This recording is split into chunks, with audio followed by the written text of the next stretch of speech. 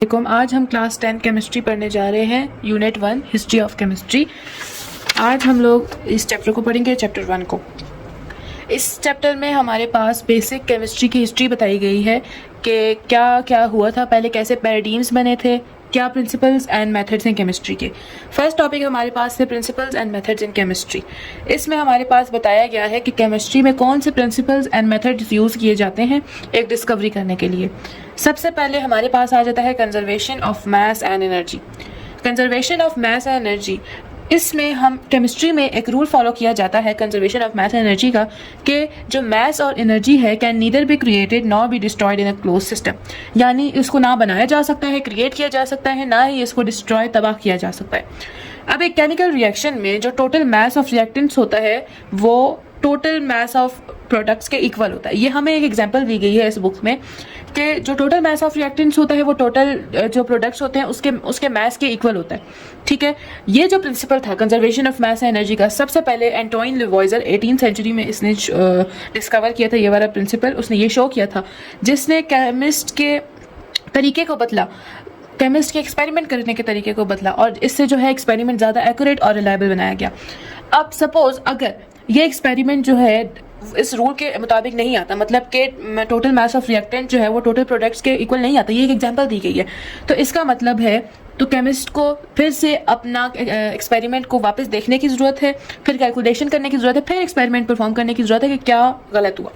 फिर नेक्स्ट है हमारे पास using observation and logical thinking. इसका मतलब है कि साइंटिस्ट जो है वो अपनी ऑब्जर्वेशन यूज़ करेंगे, अपनी लॉजिकल थिंकिंग यूज़ करेंगे एक एक्सपेरिमेंट में, एक डिस्कवरी में।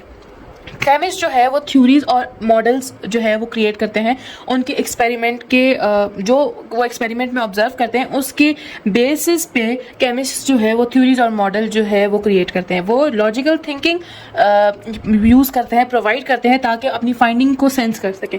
फॉर एग्जांपल इसमें आप एक एग्जांपल दी हुई है, इन सारे प्रिंसिपल्स और मेथड्स में एग्जांपल दी गई हैं ताकि आपको सही तरह समझ आ सके। इसमें एग्जांपल ये दी हुई है कि जो पीरियोडिक टेबल था, दिमित्री मेंडेलेव ने जो है वो पीरियोडिक टेबल डिस्कवर किया था। ठीक है, अब उसमें जो है डिस्कवर इस तरह किया था कि उसने बहुत से एलिमेंट्स और प्रॉपर्टीज के पैटर्न्स को समझा था, उस तरह पीरियोडिक टेबल फॉर्म किया गया था। अब उसने इसमें बताने वाली बात यह है कि उसने वो एलिमेंट्स भी प्रिडिक्ट किए थे जो अभी तक डिस्कवर नहीं हुए थे। ठीक है, जो अभी तक डिस्कवर नहीं हुए थे, लेकिन फिर उसने जो है सेंस किया। सपोज एक का पीरियोडिक टेबल में एक जो है वो एटॉमिक नंबर 1 है, ठीक है, तो दूसरे के बजाय तीसरे हमें एलिमेंट का पता है कि इसका एटॉमिक नंबर 3, और दूसरा वाला अपनी प्रॉपर्टीज, उसकी प्रॉपर्टीज़ नहीं प्रिडिक्ट हुई हुई या डिस्कवर हुई हुई, वो एलिमेंट नहीं डिस्कवर हुआ हुआ, तो अब 1 बीच में एक मिसिंग है और उसके बाद जो है 3 है। तो वो उसने अपनी सेंसेस को यूज़ करके, यानी उसने सेंस किया कि यहाँ पर उसने देखें एक पीरियोडिक टेबल था, वो उसने एटॉमिक नंबर वाइज जो है वो किया था, डिज़ाइन किया था। यानी 1 सबसे पहले एटॉमिक नंबर 1 होगा, उसके बाद जो आएगा वो 2 आएगा, उसके बाद जो होगा वो 3 होगा। तो उसके मुताबिक जो 1 के बाद आता था वो 2 आता था, तो वो उस तरह उसने डिस्कवर किया। फिर जो पिछला और अगला एलिमेंट जो डिस्कवर हो चुका था उसकी प्रॉपर्टीज़ से जो है उसकी प्रॉपर्टीज़ को देख के और समझ कर अपनी ऑब्जर्वेशंस और थिंकिंग यूज़ करके उसने जो है दूसरा जो एलिमेंट था वो भी प्रिडिक्ट किया। थर्ड था कंट्रोल एक्सपेरिमेंट। इसका मतलब ये है कि जो साइंटिस्ट है वो एक्सपेरिमेंट जो परफॉर्म करेंगे, इसका मतलब ये है कि वो एक स्टेबल इन्वायरमेंट में कंट्रोल्ड एक्सपेरिमेंट करेंगे। अब बेसिक इसमें यह है कि जो केमिस्ट हैं बाकी साइंटिस्ट की तरह, अब कोई एक्सपेरिमेंट करेंगे, वो एक्सपेरिमेंट जो है वो करेंगे, ठीक है, और उसमें वो लोग 1 वेरिएबल एट अ टाइम और दूसरे वेरिएबल्स को कांस्टेंट रखेंगे ताकि वो देखेंगे कि क्या होता है आगे। इसी तरह वो जो है अपनी वो करेंगे, आगे देखेंगे, आगे अपने एक्सपेरिमेंट्स को बढ़ाएंगे। अब यहाँ पर भी एग्जांपल दी हुई है एक फार्मास्यूटिकल केमिस्ट्री में कंट्रोल्ड एक्सपेरिमेंट होते हैं ताकि एक नई मेडिसिन को जो है वो देखा जाए कि वो कैसा वर्क करती है, ठीक है, वो सेफ भी है या नहीं। ठीक है, उसी तरह अब वो लोग फार्मास्यूटिकल इंडस्ट्री में, केमिस्ट्री में वो लोग एक मेडिसिन को देखेंगे, उसमें एक वेरिएबल एक टाइम पे चेंज करेंगे और बाकियों को जो है वो कांस्टेंट रख के देखेंगे क्या होता है। ठीक है, नेक्स्ट है हमारे पास पीयर व्यू। पीयर व्यू का इसका मतलब ये है कि एक साइंटिफिक, अब एक केमिस्ट है या साइंटिस्ट है, उसने सारा मतलब एक्सपेरिमेंट डन करके अब बस रहता है तो बस पब्लिशिंग रहती है, लेकिन उससे पहले वो क्या करेगा, वो दूसरे साइंटिस्ट या केमिस्ट जो प्रोफेशनल होते हैं उनको अपने ये सारे एक्सपेरिमेंट्स और ये सारा कुछ भेजेगा, देखेगा, ठीक है। जर्नल्स में जो है ये अपने रिजल्ट्स जो है वो केमिस्ट शेयर करेंगे। जो एक्सपर्ट्स होंगे वो इन एक्सपेरिमेंट्स को और इस रिजल्ट को देखेंगे और कंक्लूजन्स बनाएंगे। ठीक है। अब इसमें वो देखेंगे, एक्सपेरिमेंट देखेंगे, उसका रिजल्ट देखेंगे, उसमें ये देखेंगे कि क्या चीज़ जो अनक्लियर पार्ट्स हैं, जो मिसअंडरस्टैंडिंग्स हैं, उनको क्लियर करेंगे।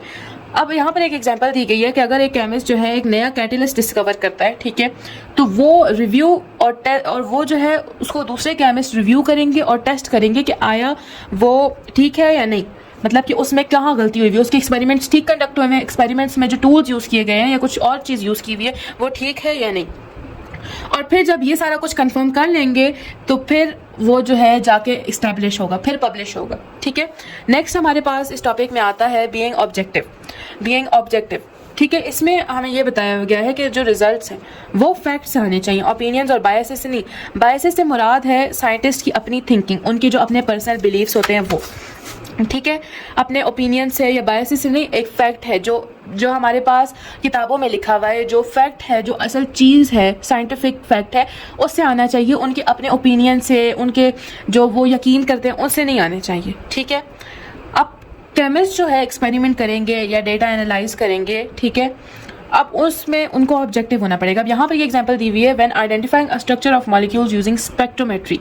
अब जब ये लोग एक मॉलिक्यूल का स्ट्रक्चर आइडेंटिफाई करेंगे स्पेक्ट्रोमेट्री को यूज़ करते हुए, तो वो प्रिसाइज मेजरमेंट्स पे रिलाई करेंगे और जो फैक्ट्स होंगे उस पर रिलाई करेंगे, स्टैंडर्ड मेथड्स पे रिलाई करेंगे और अपने पर्सनल ओपिनियंस पे, गेस पे या और किसी चीज़ पे, अपने पर्सनल बिलीफ पे रिलाई नहीं करेंगे। लास्ट है हमारे पास स्केप्टिसिज्म एंड प्रूफ।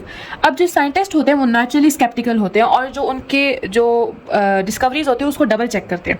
वो बार बार एक्सपेरिमेंट्स को रिपीट करते हैं और दूसरों को भी अपना दिखाते हैं, दूसरों को भी अपनी डिस्कवरीज और रिजल्ट्स दिखाते हैं ताकि ये डबल चेक हो सके और ये इंश्योर करते हैं कि जो बेस्ट इन्फॉर्मेशन है और ट्रस्टवर्दी यानी यकीनी इन्फॉर्मेशन है वही साइंस का पार्ट बने। अब यहाँ पर यह एग्जाम्पल दी हुई है कि अगर if someone claims to discover a new element और reaction, other scientist will conduct many test to verify it. अगर कोई ये क्लेम करता है कि उसने एक नया एलिमेंट जो है वो डिस्कवर किया है या नया रिएक्शन डिस्कवर किया है, तो वो एकदम ही उसको साइंस का पार्ट नहीं बनाएगा। बाकी साइंटिस्ट इसको डबल चेक करेंगे, उस पर एक्सपेरिमेंट्स करेंगे, उसकी प्रॉपर्टीज़ को समझेंगे और देखेंगे कि आया ये साइंस के पार्ट बनने में के काबिल है भी या नहीं।